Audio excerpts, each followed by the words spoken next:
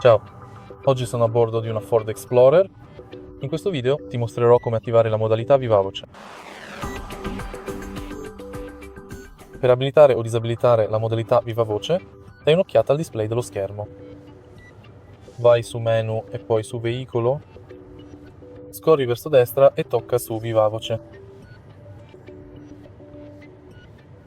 Nella Ford Explorer, la modalità Vivavoce generalmente si riferisce a una di due funzioni, a seconda del contesto. Portellone posteriore Vivavoce.